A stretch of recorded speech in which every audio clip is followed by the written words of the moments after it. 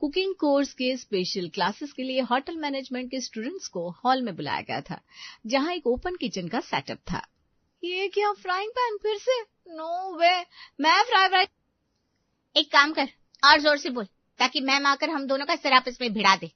जानती नहीं तू क्या, हॉट मैडम आई हुई इंस्पेक्शन पे, उन्हें पता चल गया तू ऐसी नौटंकी कर रही है, तेरे पैसे भी रख लेगी और तुझे कोर्स से भी निकाल देगी। अरे होटल मैनेजमेंट कर रही हूँ मैं, किसी की चापलूसी नहीं। मैडम की पर्सनल असिस्टेंट थोड़ी ना हूं कि वो जो कुछ कोर्स में इंक्लूड करेंगी मैं करते बैठूंगी। तुझे पता है ना मुझे तेल से कितनी प्रॉब्लम होती है, चेहरे पर दाने दाने आ जाते हैं मेरे। और आज तो लड़के वाले देखने भी आने वाले हैं। इन तेल पकौड़ों के चक्कर में अपना रिश्ता हाथ से जाने नहीं दे सकती मैं। वाह, मतलब राज को छोड़ देगी तू? तू नो बहुत बदजुबान है। कितनी बार कहा है उसका नाम मत लिया कर। किसी के कान में बात पड़ गई तो पता चला मेरी घर गृहस्थी को आग लगाने वो मेरे घर पहुंच गए। कान इधर ला, एक सीक्रेट बताती हूँ। राज के घर एक मीडिएटर मेरी बायोडेटा और कुंडली लेकर गया था, तो वही लोग आ रहे हैं मुझे देखने के लिए। अब राज के पेरेंट्स के सामने मैं सुंदर नहीं देखूंगी तो दिक्कत हो जाएगी ना। तभी कड़क साड़ी पहने एक के बाद एक अपने कदम बढ़ाती हुई मैडम सुप्रिया नेहा और रमा के बीच अपना सर आगे करते हुए कहती है, हो सकता है तुम्हें खाना बनाना सही से ना आता हो, इसलिए वो मना करके चले जाए। You never know. शादी ब्याह की बात करनी है तो किसी मैट्रिमोनियल साइट के ऑफिस में जाकर इंटर्नशिप करो। यहाँ पर ये सब करने की जरूरत नहीं है। नॉनसेंस। मैं अपने इंस्टीट्यूशन को बदनाम नहीं होने दूंगी तुम जैसी नकारा लड़कियों के कारण। निकल जाओ मेरे क्लास से, गेट आउट। गैस के नॉब को वहीं बंद करके नेहा और रमा क्लास से बाहर आ जाती हैं। तेरे घर वालों के पास बहुत पैसे हैं बहना, यहाँ नहीं तो वहाँ, वो लोग तुझे सेटल कर देंगे। पर मेरा क्या, मुझे जॉब करनी होगी, मेरे पास और ऑप्शन नहीं है। तेरे पीछे पीछे अब मैं अपनी क्लासेस और मिस नहीं कर सकती। नेहा रमा से हाथ पैर जोड़कर माफी मांगती है और उसके साथ अपने घर लौट आती है। हाँ बेटा, नेहा ठीक ही तो कह रही है। अब तेरी सहेली को लड़के वाले देखने आ रहे हैं, एक दिन तो तू यहाँ रुक ही सकती है। तुझे पता है ना तेरे बिना ये कुछ नहीं कर पाती। प्लीज रमा, तू नहीं रहेगी तो मेरे बाल कौन बनाएगा? मेरे सूट पर कौन सी सैंडल मैच करेगी कौन बताएगा? तू आज यहीं रुक जा, कल जब सब हो जाए ना फिर मैं तुझे खुद छोड़ कर आऊंगी। ला तेरा फोन ला, मैं तेरी मम्मी से बात कर लेती हूँ, वो ना नहीं कहेंगी। आई नो, जब तुझे लड़के वाले देखने आएंगे तो तेरे घर की सारी तैयारी करने का जिम्मा मेरा रहेगा, प्रॉमिस। हाँ बाबा, हाँ समझ गई मैं। अब ड्रामे मत कर, मुझे पता है मैं मना भी कर दूंगी ना तब भी तू मुझे यहाँ से जाने नहीं देगी जब तक तेरा काम ना हो जाए। चल मैं यही हूँ, अब खुश? बहुत खुश। आज रात अपनी सहेली के साथ नेहा बड़ी सुकून से बिताती है और अगली सुबह हॉल में बैठे हुए राज के परिवार से मिलने के लिए तैयार हो जाती है।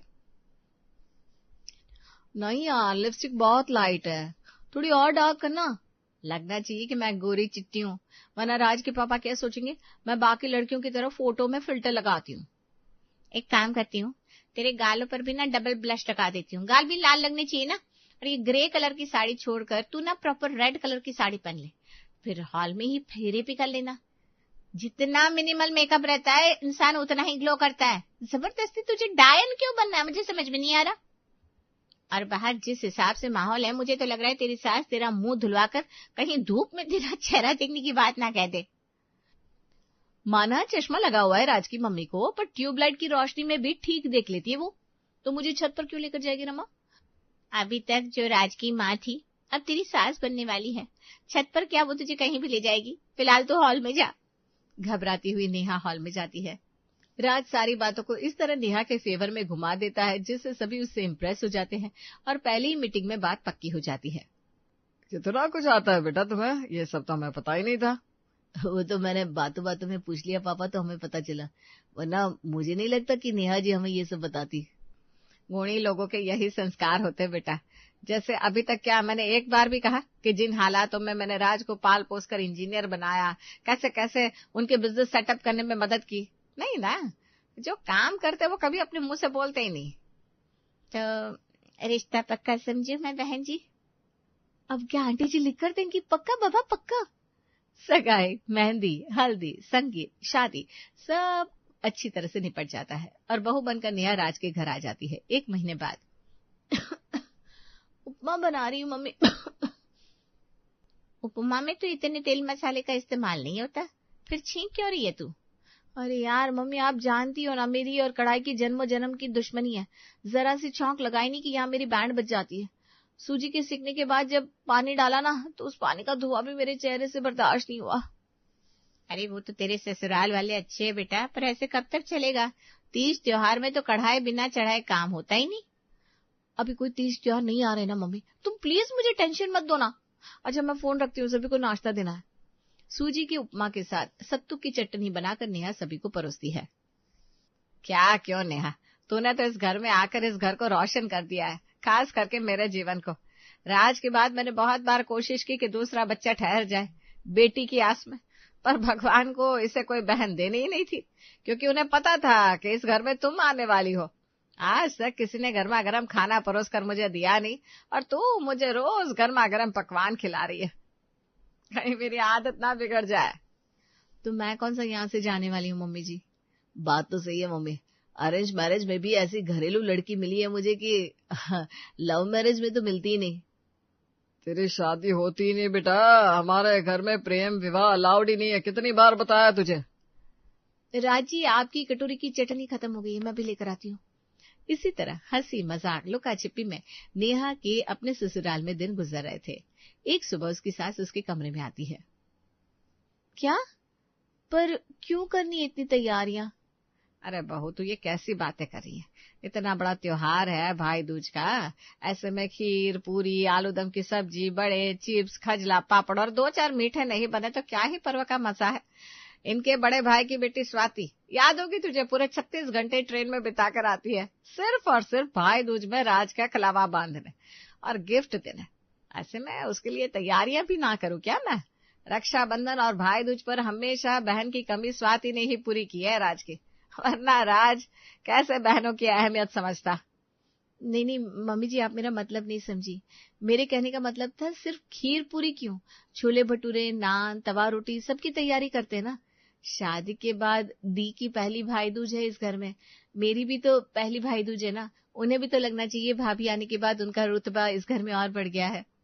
मुस्कुराती हुई निर्मला अपनी बहू के सर पर हाथ फेर कर कमरे से बाहर निकल जाती है और नेहा का तो सिर ही फिर जाता है। क्या हो गया बहन, तू इतनी घबराई हुई क्यों है, और इतनी हड़बड़ी में तूने मुझे यहाँ क्यों बुलाया? ऑल इज गुड ना? अरे सब तबाह हो गया रमा, सब तबाह हो गया, तू ही मेरी नैया पार लगा दे। अच्छा अच्छा लगाती हूँ। अब दरवाजे पर ही खड़ा रखेगी क्या मुझे? अंदर आने दे, जरा सांस ले लूं, पानी पी लूं मैं।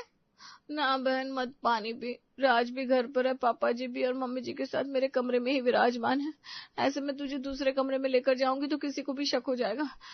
तू यही मेरी बात सुन, जिसका डर था वो घड़ी आ गई आ गई। अब वापस से कढ़ाई में पूरी तलनी होगी, मुझे सब्जी बनानी होगी, क्या करूं मैं?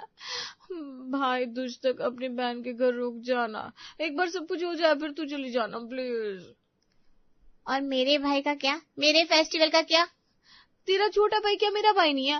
अरे फोन लगा कर दे, मैं राहुल से बात करती हूँ, मुझे पता है वो मना नहीं करेगा। और प्लीज प्लीज प्लीज मेरी नैया पार कर दे, फिर तेरी शादी मेहंदी संगीत सभी को पार लगाने की जिम्मेदारी मेरी। और प्रॉपर एक्टिंग के साथ रमा नेहा को सरप्राइज देती हुई उसके घर अंदर आती है और भाई दूज तक वहीं रुक जाती है। 5 ही पूरियां और तल देना रमा, फिर मेरे अंदाजे से सभी के हिसाब से पूरियां वो हो जाएंगी। सारा काम तुम मुझसे करवा रही है नेहा, चिप्स तलो तो आलू तलो तो पूरी तलो, और खुद पिछले 2 घंटों से सिर्फ ये खीर बनाई है और तूने आटा गूंथा है। तेरी फ्रेंड पहली बार तेरे ससुराल आई है और तूने उससे नौकरानियों की तरह काम करवाया है। कसम से मैं यहाँ कभी नहीं आने वाली, और मुझसे कुछ होगा भी नहीं, बहुत थक गई हूं मैं। और देख, अब किसी ने भी पूरी मांगी तो कह देना सिलेंडर खत्म हो गया, जा रही हूँ यहाँ से मैं। अरे हाँ बाबा, तो मैं कहाँ तुझे रुकने को कह रही हूँ, पर तूने अब जब खाना बनाया है तो खाकर जाना मेरी बहना। सभी के साथ रमा भी खाने पर बैठ जाती है। मान गए बाबा, मान गए नेहा, तुम्हारे हाथों के स्वाद को अब समझ में आया कि राज के चेहरे के इस ग्लो का कारण फ्रूट फेशियल नहीं, तुम्हारे हाथ का बना खाना है। क्या सॉफ्ट पूरी है, क्या कुरकुरी सब्जी, कसम से और मेरा तो दिन ही बन गया। तो रोज दिन बना बेटा, तेरे भाभी पूरी सब्जी बना दिया करेगी, आराम से छुट्टियां मनाया। नहीं ना चाची, इनका कॉल आ रहा है, मैं रुक नहीं पाऊंगी, शाम तक निकलना होगा। अरे दीदी, मेरी शादी के बाद पहली बार तो आप आई हैं और आधे दिन में निकल जाएंगी। आप आइए तो घर कितना भरा भरा सा लग रहा है, फिर सुना लगने लगेगा। अरे नहीं लगेगा, क्योंकि पापा को छुट्टी मिल गई है और वो अपनी छुट्टी के 7 दिनों में से 2 दिन यहाँ बिताने वाले हैं। तो यहाँ मैं निकली और वहां वो आ गए। क्या भाई साहब आ रहे हैं? छुट्टी मिल गई उन्हें? चलो ये तो बहुत अच्छा हुआ। ये कौन से भाई साहब हुए पापा जी? अरे बहू, तेरे बड़े ताया जी, वो ड्यूटी पर रहते हैं ना जनरली, उन्हें छुट्टी मिलती नहीं तो शादी में भी नहीं आ पाए। अब छुट्टी मिली है तो तेरा उनसे मिलना भी हो जाएगा। उनके लिए कोफ्ते तैयार कर लेना, गर्मा गर्म कोफ्ते, भाई साहब को बड़े पसंद है। बस ये सुनने की देरी थी कि रमा तो अपना सामान बांध कर निकल पड़ती है। इस बार तो रमा भी नेहा की मदद नहीं करने वाली थी। रात को अपने कमरे में इस सिलसिले में नेहा राज से बात करती है। 3 साल तक हम रिलेशन में थे, कभी तुमने इस ताया जी और इनके कोफ्ते के शौक के बारे में जिक्र भी नहीं किया। कोफ्ते में क्या पसंद आया ताया जी को, भगवान ही जाने। अरे ये क्या बात हुई नेहा, किसी को कुछ भी पसंद हो सकता है। अरे तो मेरे आने के पहले कोफ्ते कौन बनाता होगा? मम्मी जी बनाती होगी ना। मतलब कि ताया जी को कोफ्ते नहीं, मम्मी जी के हाथ के कोफ्ते पसंद है, तो मम्मी जी को कहना होगा। मैं कहाँ खरी उतर पाऊंगी ताया जी की पसंद पर। अरे मम्मी के हाथ के कोफ्ते कहाँ से नसीब हो पाएंगे ताया जी को? वो पुलिस ऑफिसर है, कभी यहाँ ड्यूटी रहती थी कभी वहां, कभी ऐसा संजोग ही नहीं बन पाया कि वो मम्मी के हाथ का कोफ्ता खा पाए। वैसे नेचर के बड़े मजाक क्या है, पर जैसे ही कोफ्ते की बात आती है तो इतने सीरियस हो जाते हैं कि क्या कहें। वो हमेशा से चाहते थे कि मेरी बीवी उनके लिए कोफ्ते बनाए। तो तुम 1-2 दिन में अच्छे से कोफ्ते बनाने की प्रैक्टिस कर लो, परसों आ रहे ताऊ जी। रात के ठीक 12 बजे नेहा किचन में जाती है और कढ़ाई की तरफ देखती है। पहली बार राज ने मुझसे कुछ मांगा है और ताऊ जी कोफ्ते को लेकर जितने सीरियस है, अगर कुछ भी गड़बड़ी हो गई तो प्रॉब्लम हो जाएगी। पर कोफ्ते मुझसे बनाए नहीं जाएंगे। अगर जैसे तैसे मैंने बना भी लिए तो उन्हें परोसने लायक तो नहीं बचूंगी। कोफ्ते बनाने के लिए नेहा पत्ता गोभी घिसना शुरू करती है। थोड़ी सी शिमला मिर्च, गाजर और अदरक को भी कद्दूकस करने के बाद लहसुन कूटकर सभी चीजों को मिलाकर गोल गोल लड्डू बना लेती है। फिर दूसरी तरफ बेसन का घोल तैयार करती है। इतना भी मुश्किल नहीं है, आई नो, मैं कर लूंगी। वो तो रहा है सब कुछ, बस अब इस बैटर में इस मिश्रण को डिप करना है और कढ़ाई में डाल देना है। बस बहुत आसान है, तुम कर लोगी नेहा। नेहा गोल गोल बनाए हुए मसाले के लड्डू को बेसन में घोलकर डुबोकर जैसे ही तेल में डालती है, कुछ भी नहीं होता। वो पकोड़े तेल के नीचे जाकर बैठ जाते हैं। अरे ये क्या बात हो गई? ये पकोड़े तो ऊपर ही नहीं आ रहे, ना ही कोई स्मेल आ रही है। करना क्या होता है इसमें? रमा को फोन लगाती हूँ। तो कोफ्ते बना रही है? मैं नहीं मान सकती बहन, मैं नहीं मान सकती। अभी तक अगर तूने गैस ऑन कर दिया होता ना तो तेरी छींकें शुरू हो चुकी होती। अरे हाँ, मैंने गैस ऑन ही नहीं किया। एक बार गैस ऑन करके ट्राई करती हूँ। ये तेल बर्बाद हो चुका है। ठंडे तेल में कोफ्ते नहीं फ्राई होते। इस तेल को फेंक और दोबारा ट्राई कर। फिर से गोल गोल कोफ्ते के मसाले को नेहा बेसन के बैटर में डालती है और गरम तेल में जैसे ही पहला कोफ्ता जाता है, छींकों की बारिश शुरू हो जाती है। हक्चू, हक्चू, हक्चू। पहला कोफ्ता बनकर तैयार, तैयार भी नहीं हुआ कि छींके आना शुरू हो गई। ऊपर से उबकाई भी आने लगा। उबकाई भी आने लगी, अब क्या करूं? नेहा फौरन गैस बंद करती है और अपने कमरे में आ जाती है। अगली सुबह, अरे क्या हो गया? तुम चीखे क्यों? अरे नेहा, ये क्या हालत बना ली है तुमने अपने चेहरे की? चेहरे पर पिंपल्स आ गए, नाक के ऊपर वाला पिंपल तो गजब बुरा दिख रहा है। कुछ लगाओ यार, ताऊ जी के सामने तुम ऐसे जाओगी, वो भी पहली बार, अच्छा नहीं लगेगा। अपना चेहरा बचाओ, अपनी हेल्थ बचाओ, ताया जी को कोफ्ते खिलाऊं, क्या क्या करूं मैं? कहां फंस गई? नेहा अब बुरी तरह हार चुकी थी। उसका भांडा किसी भी वक्त फूटने वाला था। 2 दिन बाद सुबह के 9 बजे रसोई में यहां से वहां चक्कर काटती हुई नेहा खुद में बड़बड़ा रही थी। 2 घंटे, सिर्फ 2 घंटे हाथ में, ताया जी आते ही होंगे, कोफ्ते मांगेंगे, कहां से दूंगी उन्हें कोफ्ते? नेहा अपनी सास को सब बताने जाने वाली थी कि उसे मैडम सुप्रिया की बात याद आती है। मैडम ने कहा था खाना बनाना ही सिर्फ कला नहीं होता, खाने के साथ खेलना कला होता है। मुझे कढ़ाई में कोफ्ते को फ्राई करने से प्रॉब्लम है, पर कोफ्ते के सामान से मैं कुछ और भी तो बना सकती हूँ, जैसे कि सैंडविच, पराठा। अरे हाँ, पराठा, ये सही रहेगा। बस भगवान मेरा बेड़ा पार लगा देना। पत्ता गोभी, गाजर, शिमला मिर्च, अदरक, लहसुन, हरी मिर्च का मिश्रण नेहा तैयार करती है। सूखे आटे में थोड़ा बेसन डालकर उसे अच्छी तरह गूंथकर सेट करने के लिए छोड़ देती है। और अब बारी आती है इस बेसन के पराठे के अंदर कोफ्ते की स्टफिंग डालने की। हे भगवान, पराठा फट ना जाए, लाज रखना। पराठा बहुत अच्छी तरह तैयार हो जाता है। धनिया की चटनी और टोमेटो सॉस के साथ डरते डरते नेहा अपने ताया ससुर के सामने उस पराठे को परोसती है। मैं तो कोफ्ते का इंतजार कर रहा था, पर तूने पराठा ला दिया। चल कोई बात नहीं, वैसे भी कितने भी कोफ्ते खा लूं पेट नहीं भरता। मेरा पेट तो इसी पराठे से भरूंगा मैं, उसके बाद कोफ्ते भी खा लूंगा। ताया जी जैसे पराठे का पहला कोर अपने मुंह में डालते हैं, उनकी आंखें बड़ी बड़ी हो जाती है। हो गया सत्यानाश। क्या क्या कलाकारी दिखाई है, वाह क्या सही कलाकारी दिखाई है बहू तूने। जीती रह जीती रह।